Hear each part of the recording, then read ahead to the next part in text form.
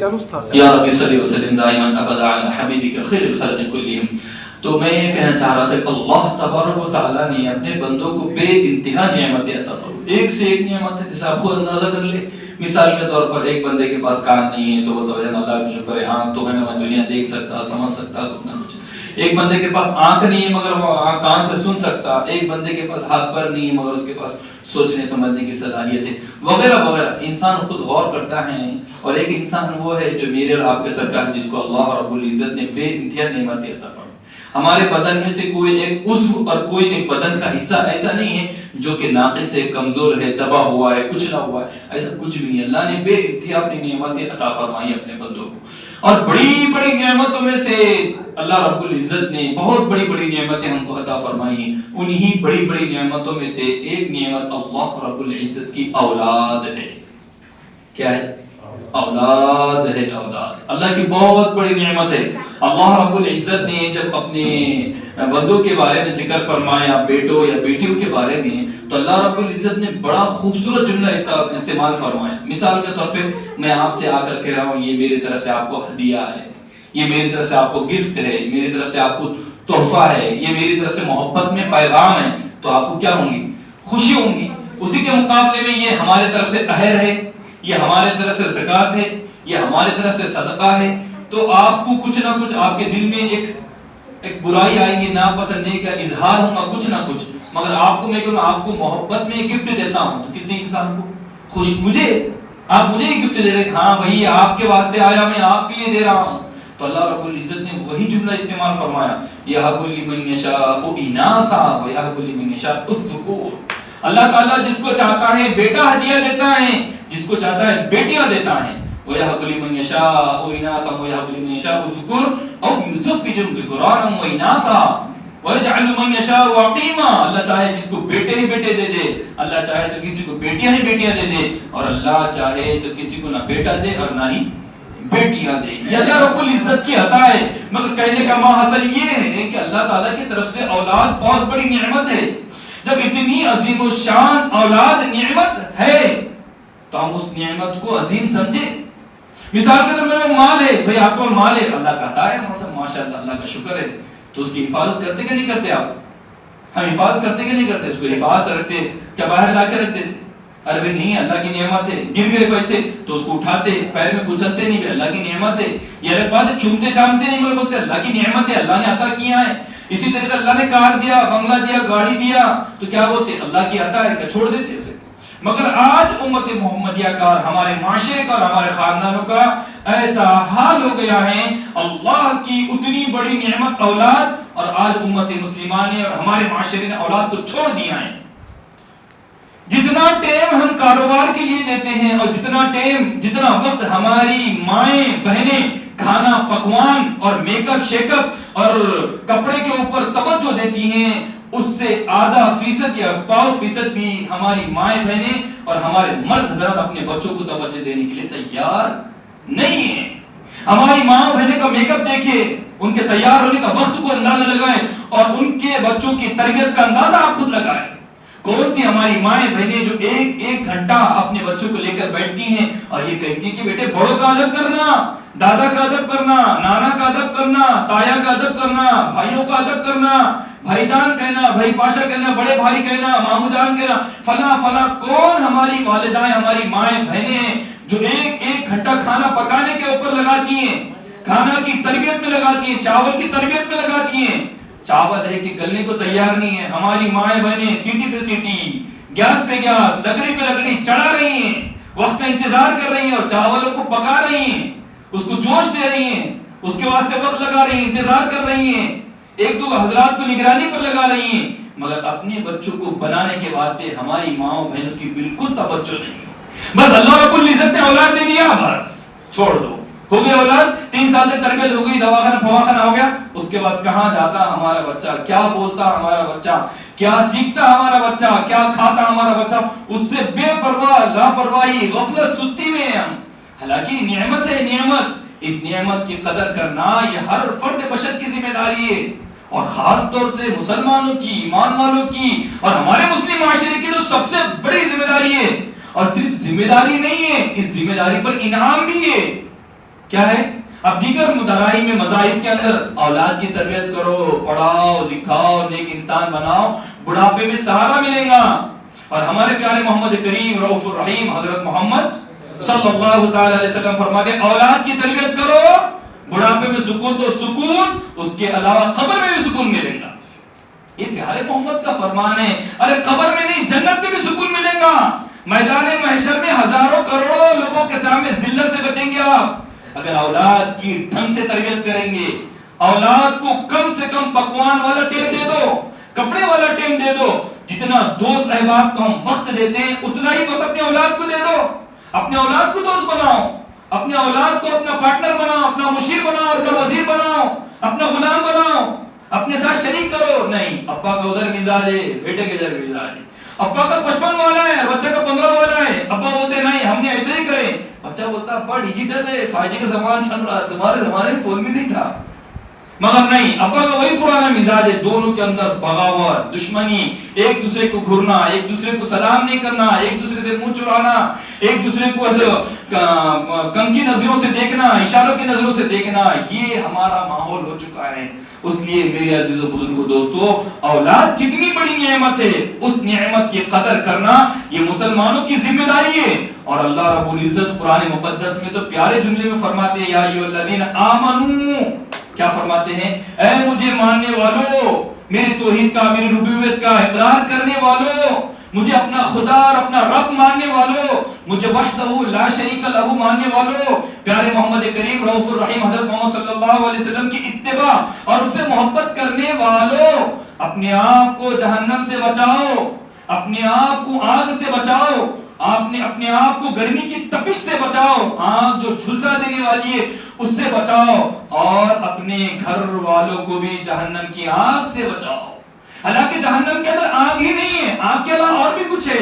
آگ ہے، اس کے علاوہ بچھو ہے، اس کے علاوہ سانپ ہے، طرح طرح کا عذاب ہے جہنم کے اندر جو دنیا کے اندر نہیں ہے، اس سے زیادہ عذاب ہے. مگر اللہ رب العزت نے جو خاص طور سے تذکرہ فرمایا آگ سے بچاؤ. کیوں؟ اس لیے کہ دنیا کے اندر ہم یہ دیکھتے ہیں اگر ہمارا بچہ گیس کی جانب جاتا ہے، چولہے کی جانب جاتا ہے، اگر چمک دھمک کی چیز کی طرف جانے کی کوشش کرتا ہے تو ہم یہ کہتے ہیں ارے بیٹا مت جاؤ، ارے بیٹا مت جاؤ. کیا کہتے ہیں مجھ سے؟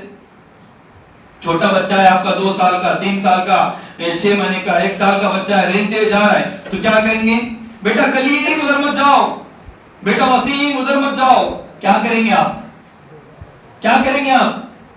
آپ دوڑتے بھی جائیں گے کیونکہ آپ کو معلوم ہے وہ بھولا بھالا ہے، وہ دنیا کی حقیقت کو جانتا نہیں. وہ ہر چمکتی چیز کو ہیرا سمجھتا ہے، وہ ہر چمکتی چیز کو اپنا سمجھتا ہے، وہ ہر چمکتی چیز کی طرف، دنیا کی طرف مائل ہوتا ہے. اس لیے آپ کو اپنی تمام مصروفیات کو چھوڑ کر لپک کر اس سمت جانا پڑے گا اور اس کو اس آنکھ سے بچانا پڑے گا. ٹھیک اسی طریقے سے عزیزوں، بزرگوں، نوجوان ساتھیوں، اپنی اولاد کی تربیت کے واسطے بھی، اپنی اولاد کی تربیت کے لیے بھی آپ کو دنیا کی تمام مصروفیات کو چھوڑ کر ان کو جہنم کی آگ سے بچانا یہ ہم سب کی ذمہ داری ہے. اگر میں اور آپ اس کی طرف توجہ نہیں دیں گے، دنیا کے اندر سب سے پہلا نقصان یہ ہوگا کہ یہ اولاد ہماری قدر کرنے والی نہیں ہوں گی. جو والدین اپنے بچوں کو اللہ رسول کا فرما بردار نہیں بنا سکتے تو بڑھاپے کے اندر وہ والدین امید نہ کرے، آرزوئے تمنائیں نہ لگائیں اور لوگوں کے سامنے ماٹا نہ پیلے میرا بچہ میری قدر نہیں کرتا. اس کو کوئی حق نہیں ویسے والدین کو کہ بڑھاپے میں جا کے لوگوں کے سامنے تماشا کر کے بتایا کہ میرے بیٹے نے گھر سے باہر نکال دیا. اس قابل بنایا، یہاں تک آپ نے اس کو پہنچایا، اتنی ہمت اور طاقت اور جرأت بہادری آپ نے اس کو عطا فرمائی اور یہ ہنر آپ نے عطا فرمایا کہ بیٹا بڑا ہونے کے بعد سب سے پہلے ماں باپ کو گھر سے باہر نکالا جاتا ہے. اس لیے ایک بڑا پیارا واقعہ ہے. حضرت امیر المؤمنین عمر ابن خطاب رضی اللہ تعالیٰ عنہ کے زمانے کا ایک آدمی بھاگا بھاگا دوڑا دوڑا آیا اور کہنے لگا حضرت عمر میرا بچہ. فرمایا کیا ہو گیا؟ بڑا نافرمان ہے، بڑا فلاں ہے، میری بات کو مانتا نہیں، میری طرف توجہ دیتا نہیں، میری بات کو سنتا نہیں، میری نافرمانی کرتا ہے. فرمایا ایسا بلا کر لے کر آؤ. حضرت عمر بڑے جلالی تھے. فرمایا والدین کی عزت نہیں کرتا. فرمایا لے کر آئے. فرمایا حضرت عمر نے جب اس کے اوپر حد جاری کر رہی آپ اس پر غصہ کرنے کے لیے متوجہ ہوئے تو اس لڑکے نے، اس بیٹے نے، اس پیارے پھول نے کہا حضرت مجھ پر غصہ ہونے سے پہلے میری بات سن لیجئے. آپ میرے والد سے پوچھئے کیا والد نے میرے حقوق کو ادا کیا؟ فرمایا کہ میرے والد سے پوچھئے کہ میرے والد نے اپنے رشتے کے انتخاب کے اندر، اپنے شادی کے انتخاب کے اندر کس لڑکی کا انتخاب کیا ہے، کیسی لڑکی کو چنا ہے، کیسی لڑکی کو پسند کیا ہے، کیسی معیاری لڑکی کا انتخاب کو آگے رکھا ہے، کیا حسن کو رکھا، اس کے جمال کو رکھا، اس کے کمال کو رکھا، اس کے روپیوں کو رکھا، کس کو آگے رکھا؟ ہمارے والد سے پوچھئے۔ جب اسے والد سے پوچھا گیا تو یقیناً میں نے ایک ایسی عورت سے شادی کی جو کہ مجوسی تھی، جو اللہ رسول کو نہیں مانتی تھی، میں نے اس سے شادی کیا تھا۔ اور پوچھئے دوسری مرتبہ، کیا میرے والد نے مجھے قرآن مقدس کی تعلیم دی ہے؟ آپ یہ پوچھئے۔ جب اس کے والد سے پوچھا گیا کہ تو نے اپنے بچے کو قرآن کی تعلیم دی ہے؟ پھر تیسرا پوچھئے کہ میرے والد نے میرا نام کیسا رکھا تھا، یوٹیوب پر سرچ کر کے رکھا یا گوگل پہ سرچ کر کے رکھا؟ تو ہاں یقیناً میں نے اپنے اولاد کا نام ڈیجیٹل طریقے سے اور دنیا کے رنگ روپ میں آ کر، دنیا کی باتوں میں آ کر میں نے اپنے بچوں کو انے کا نام رکھا، اور صحابہ کے، اولیاء اللہ کے نام پر نہیں رکھا۔ حضرت عمر رضی اللہ تعالیٰ عنہ فرمایا ایسے والد کو اپنے بچوں پر حقوق کرنے کا کوئی مطالبہ نہیں جو اپنی اولاد کے حقوق ادا نہیں کر سکتا۔ آپ نے اس کے باپ کو دھتکار دیا، ہکار دیا، فرمایا کہ اپنے اولاد کے حقوق ادا نہیں کرتے اور اپنے حقوق کا مطالبہ کرنے ہمارے پاس چلے آ جاتے ہیں۔ تو میرے عزیزوں، بزرگوں، دوستوں، اس لیے پیارے محمد صلی اللہ علیہ وسلم کی ایک نہیں کئی روایتیں، کئی احادیث ہمارے سامنے، ایسے کئی اقوال، کئی ایسی حکمت کی باتیں ہیں جہاں آپ صلی اللہ علیہ وسلم نے اپنے بچوں کی طرف توجہ دینا، اپنے بچوں کی تربیت کرنا، ان کو اپنا بنانا، ان کو اپنے عقائد پر، اپنے اسلام پر جمانا، یہ ہر مسلمان کی ذمہ داری ہے۔ اس لیے ہم سب کے لیے ضروری ہے کہ اپنے بچوں کی تربیت کی طرف خاص طور سے توجہ دیں۔ بچوں کے جو مراحل ہوتے ہیں عام طور سے 3 مراحل ہوتے ہیں، جیسے میں نے گزشتہ بھی اس کے بارے میں آپ کے سامنے ہم نے بات رکھے تھے۔ پہلا جو مرحلہ بچے کا ہوتا ہے وہ غلام کا ہوتا ہے، وہ نوکر کا ہوتا ہے، وہ چپراسی کا ہوتا ہے، وہ ماتحتی کا ہوتا ہے، وہ آپ کے آگے پیچھے چلنے کا ہوتا ہے، وہ آپ کی ہر بات کی طرف توجہ دیتا ہے، ہر بات کی طرف، اس کو کہتے ہیں غلام۔ ابا نے بول دیا بیٹا فلاں کرو، ابو میں کر دوں گا، فلاں کر دو، وہ کر دوں گا۔ پھر اس کا دوسرا مرحلہ آتا ہے بچوں کا، مثال کے طور بچہ یہ کہتا ہے کہ ابو اپن یہ کر دیں گے، اپن یہ کر دیں گے، ایسا کام کر دیں گے، ویسا کام کر دیں گے۔ اگر آپ نے اس بات کی طرف بھی اس کی توجہ نہیں دیا، اس کو اپنے ساتھ شریک نہیں کیا، تو پھر بچے کا تیسرا مرحلہ آتا ہے جس میں بچہ اپنے باپ کا ڈاکو بن جاتا ہے، اپنے باپ کا باغی بن جاتا ہے، اپنے باپ کا دشمن بن جاتا ہے، اپنے باپ کے اوپر اپنے دوست کو ترجیح دیتا ہے، اپنے باپ کے اوپر اغیار کو توجہ دیتا ہے، اپنے باپ سے مشورہ نہیں کرتا ابا میں فون لے رہا، بلکہ دوست کو فون لگا کر پوچھتا ہے چلو فون لے کر آنا ہے ابا کو معلوم نہ ہو جائے، چلو گاڑی لے کر آنا ہے ابا کو معلوم نہ ہو جائے۔ تو یہ حالت ہماری ہوتی ہے۔